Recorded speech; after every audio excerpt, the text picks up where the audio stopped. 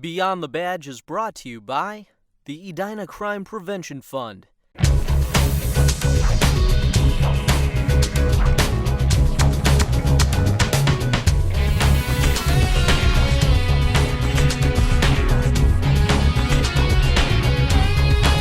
Welcome to Beyond the Badge, a program about the inner workings of the Edina Police and Fire Departments. Thanks for joining us. I'm Sergeant Brian Hubbard.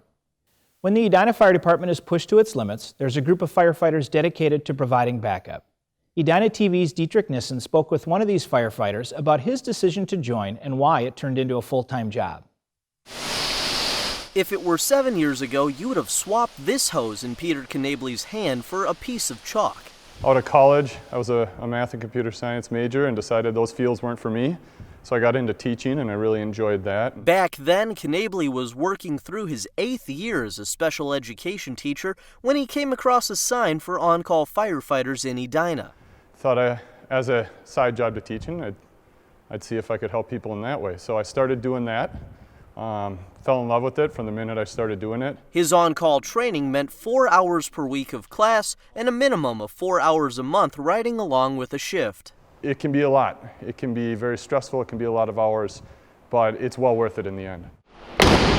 During that time, Edina fire staff guided Knabley through each of these vehicles, ensuring he knew all about their equipment and how to maintain it. And seeing what they do every day and the fun of getting to run out the door and go help people and stuff like that, it was just something I couldn't get enough of. Our volunteers, a common thing we'll hear from them is it's something they've always wanted to do. But just because of life, they weren't able to do that. And for them to be able to give back to their community through this type of avenue is a great opportunity for them to go back to those dreams that they had when they were young. Dreams that Edina Fire Chief Tom Schmidt says help keep the city covered during larger fires. Today we're getting busier and busier, especially with our EMS calls. Anytime we have a large event like a structure fire, we will quickly outpace our resources that we have in-house, and we need to help backfill and make sure our city is continuously covered. To maintain that level of service, the department currently employs 11 on-call firefighters capable of responding within 10 minutes. Well, the process of getting into the department is the same as our full-time staff. So the application process, the vetting out on the front end is all the same. And then they go through basically the same training except for the paramedic level of trainings. And although Knabley was influenced by his father's work as a firefighter for Ridgefield's fire department, he says the decision to become an on-call firefighter is open to everyone. We can always use good people. We'd love to have them. So I encourage them to apply, young, old, big, small, men, women, all sorts. It's a great job. A job that could have only been found from a desire to learn and serve the community. In Edina, Dietrich Nissen, Edina TV. Edina Fire Department hires on-call firefighters as needed. The hiring process usually begins in late spring as recruit training starts in early fall.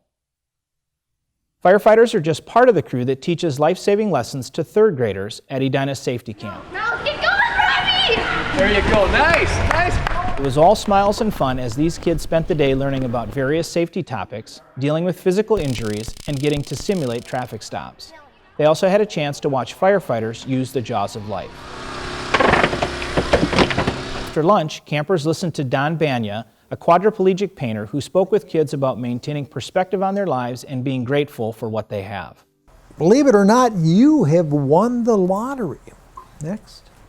And that is the lottery of life. Officer Nicole Frederick has helped organize Edina Safety Camp since 2009 and says it offers incoming fourth graders a chance to grow as young learners and become familiar with the area's different emergency services.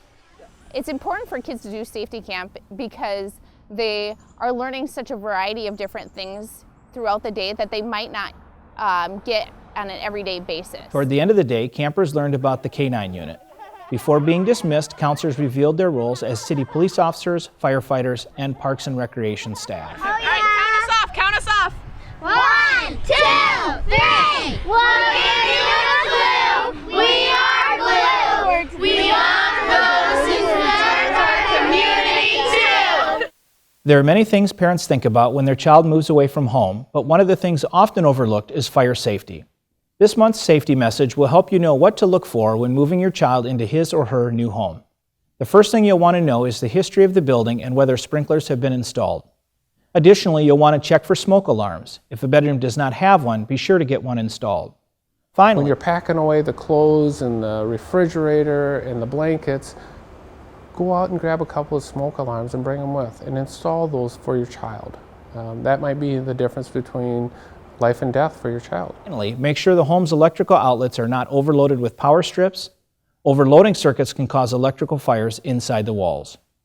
On behalf of the City of Edina's Public Safety Team, thanks for tuning in to learn a little bit more of what goes on beyond the badge. Until next time, stay safe.